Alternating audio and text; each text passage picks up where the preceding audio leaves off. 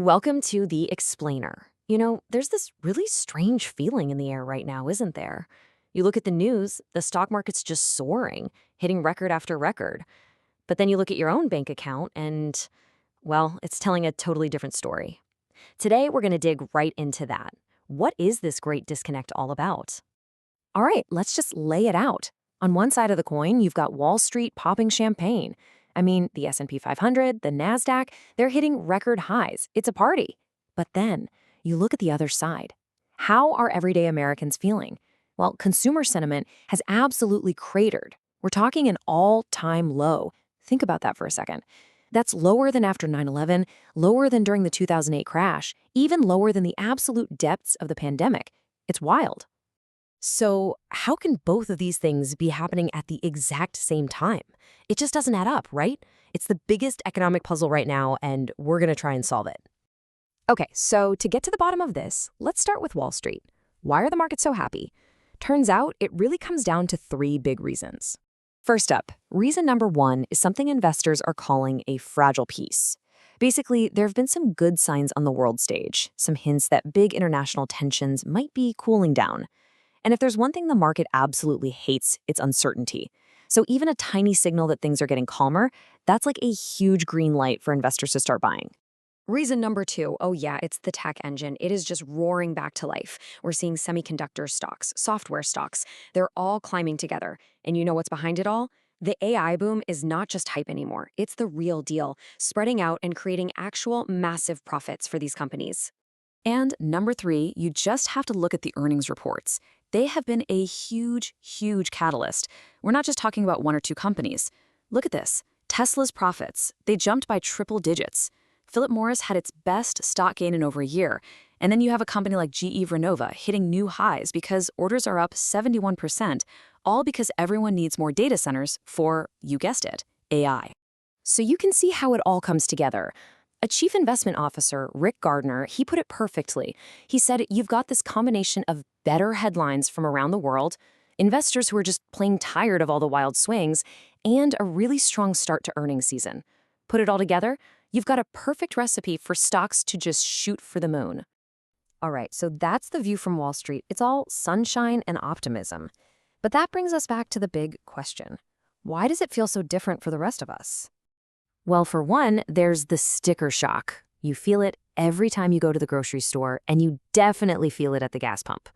I mean, the average price for a gallon of gas is over $4 across the country. You pile that on top of the inflation we've been dealing with for years, and it's no surprise that everyone's feeling the pinch. So you'd think with prices this high, people would have to stop spending, right? That seems like basic economics. So why isn't the stock market worried about that at all? Well, here's where it gets really interesting. The secret weapon, believe it or not, has been tax refunds. Yeah, seriously. It turns out federal refunds were bigger for a lot of people this year, and that money hit their bank accounts at the perfect time, right as energy prices were jumping. And what did people do with that cash? They spent it. A survey shows almost 60% of folks spent that extra money within a month, which gave the economy this unexpected boost. And this is really the key to the whole thing. Two things can be true at once. You can feel like you're struggling with high prices, and you probably are, but at the exact same time, the big picture economic numbers can look surprisingly good, thanks to things like that temporary tax refund boost. Okay, so we have the Wall Street versus Main Street disconnect. But there's another disconnect happening, and this one might be even bigger.